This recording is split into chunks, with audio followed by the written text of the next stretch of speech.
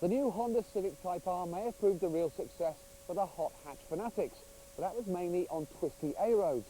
These cars will spend most of their lives in busy cities. So can these three hatches give us the same thrills and spills in a busy urban environment? Well, let's find out. We brought them to a private road network to see which will be the quickest off the mark, nippiest on the city streets within legal speed limits, and best at coming to a sharp halt. The car which completes the course in the quickest time will have to prove its worth against one of the best sports cars around. Now, to measure the speed of which this car will be travelling, I've been given the latest telemetry system, satellite hello there computer, which will be telling me how fast we get to, say, 40 miles an hour and how fast we brake from 40 miles an hour down to 0, so we can measure our three cars nipping it.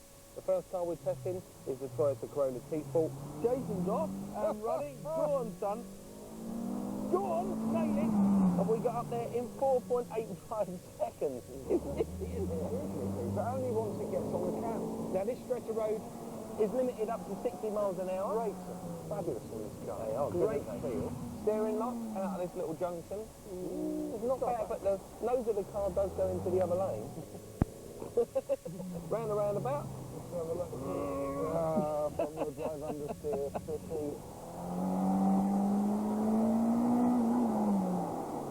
Got to look out for the old woman now with a dog, haven't we? Watch it, Jace! There's a lady! Oh, hello. It's braking hard up to the zebra crossing, and it can tell us that from 40 miles an hour down to 0, we broke in less than 2.5 seconds, 2.41 seconds. We travelled a distance of 17 metres, and that's pretty good, isn't it? And for 0.9 G. 0.9 G, not bad at all. Impressive, and a lap time to beat of 55 seconds.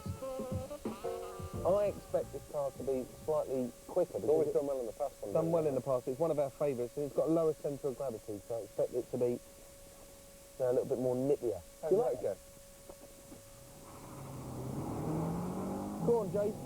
Well, in fact, it's a little bit slower to 40 miles an hour at 5.2 seconds. Got good grip this time. So we're on the anchors hard now. Steering lock. No, we're near as good as the chassis is much more fun. It's a bit more sporty, a bit more lively. On the brakes. Oh, there's that old girl. Well, down to braking, we got from 40 down to 0 in 2 seconds, which is marginally quicker than the Corolla T-Sport. Yeah. So it's quicker on the brakes, but not quicker on acceleration. Feel? Now, the brakes don't feel up to the job like the Corolla T-Sport did. Despite its brakes, it's actually a whole 4 seconds nippier than the T-Sport. It's the slowest of the three up to 40 at 5.8 seconds.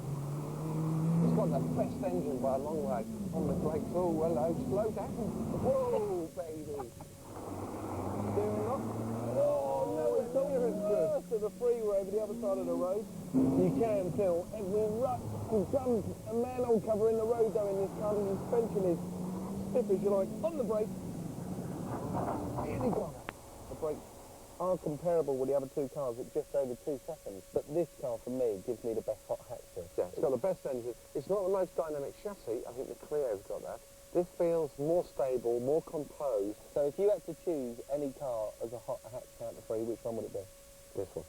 The best engine and the quickest around the circuit confirm the Civic as the nippiest of our trio. Now the ultimate challenge, is the Civic hot enough to compete with its big brother, Honda's flagship sports car, the S2000? But first, do you know anyone who drives like this? Maybe even a bit of a daydreamer like this. Or even this. Well, fortunately, Driven is at hand to provide some assistance. Later in the series, we'll be running a special boot camp show. We'll be attempting to make Britain's worst drivers confident and safe. Nominate friends, family or colleagues who desperately need some help. Log on to 4car.co.uk. Now back to our hot hatch group test. Right, we've discovered just how fast our Civic Type R is around town and just how quick is it on the circuit. To find out, we're going to put it against this, a true sports car, the fantastic Honda S2000. Nice one, son. As Penny is covering the World Rally, we've drafted in a little extra muscle. Meet Johnny Molam, GT racer from Le Mans and the Daytona 500. We've brought him down to the Fast and Furious Castle Combe circuit to find out if a front-wheel drive hot hatch can keep up with a rear-wheel drive sports car. It's damp track, so you never know front-wheel drive to rear-wheel drive. Rear-wheel drive's a lot more fun, but front-wheel drive's probably easier in the wet to actually get traction out of the corners. The Type R badge definitely isn't all mouth. This Civic extracts nearly 200 horsepower from its 2-litre VTEC engine. On paper, it's only a second or so slower to 60 than Johnny's S2000, and of course it's much lighter. So I reckon I might have a bit of a chance here. I might even stick my neck out and say that I'm going to do him. This Honda S2000 is about £10,000 more expensive than the Civic R that Jason's driving. It's only got about 20 horsepower more as well, and it's also a little bit heavier, so I anticipate this being very close. Obviously, it's got a good 0 to 60 time in about 5.5 seconds, but the Civic as well has only got 6.2, so they're very evenly matched. So this should be very, very close. I'm going to leave my traction control off because it's damp, and let's see what happens. 3, 2, 1, go! So, very good traction on this car, obviously a rear-wheel drive, so that gives me an advantage over the Civic R. It just doesn't have the traction this thing. Its body's getting off the line, the Honda's gone. Oh, we've got to do some work to catch him up, the old boy. Mind you, I reckon we can nibble a bit out of him on the brakes. Braking quite early here because I don't want to end up having a problem going into quarry. A slight switch there, coming down into second gear, turning the car in. You feel the rear sliding. And it's going away from me then. Oh, Johnny, fella. Watch where you're going, mate. I bet Jason's laughing his head off. Heavy on the brakes. Oh, there she goes, a bit sideways. Come on. Come on, sweetheart. He's coming down the right-hand side. Locked in going in there again. Jason's grinning in my rearview mirror there. That takes me back a few years. My big opportunity is on the exit in this corner. Got to roll up his inside. Here we go. I'm on my way, I'm coming. I'm a-coming. Jason's still there. Now I know that coming out of this corner I'm going to be in trouble. It's a long right-hand corner.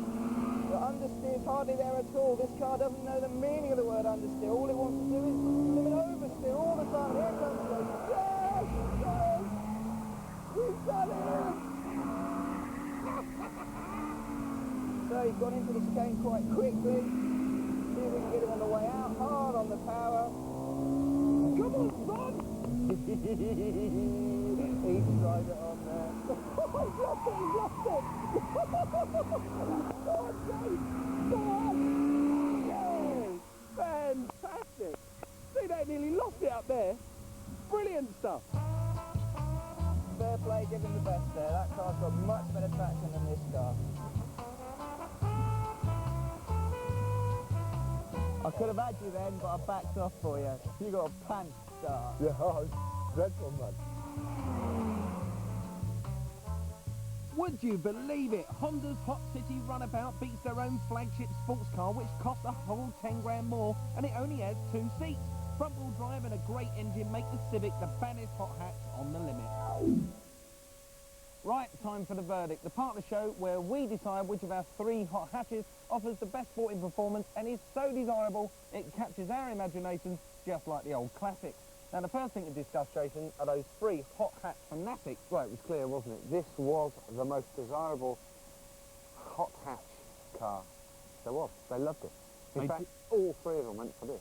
I think that the T-Sport is not a bad car. Well, they slated that, and I don't see what they're slated. I like it. I think it's a I good like little the gear car. change, I like the way it drives. I think Nothing it's a wrong good with it car. at all. And I don't think it looks bad either. Which brings me on to the next subject, around town. All these 3 cars are very nippy, they're very nimble, they're great fun around town. But again, the Honda was the best.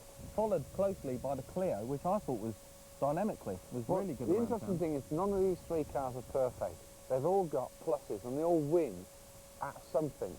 You know, the Toyota had the best brakes for me, the best feel. The Renault Clio had the best turning, the best chassis, and this had the best engine. You can have a combination of those 3, we'd have the ultimate hot hatch, wouldn't we? But they're 80 grand, mate. I think you had that race with Johnny Molan, which I stood on the sidelines, excited and also slightly jealous.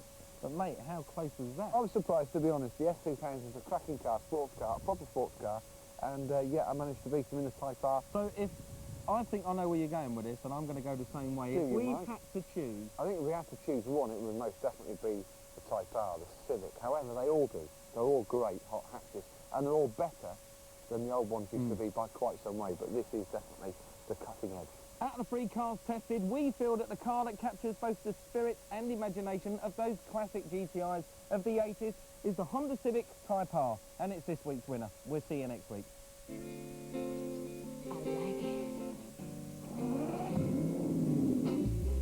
Next week, it's a Valentine's special, featuring the top 10 sexiest cars voted by you, and an old Brit classic, the Jaguar E-Type, against a new Brit classic, the Jaguar E-Type.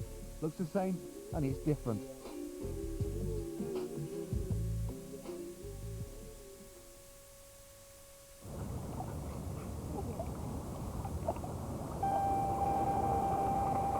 Direct Line Rescue, sponsors of Driven.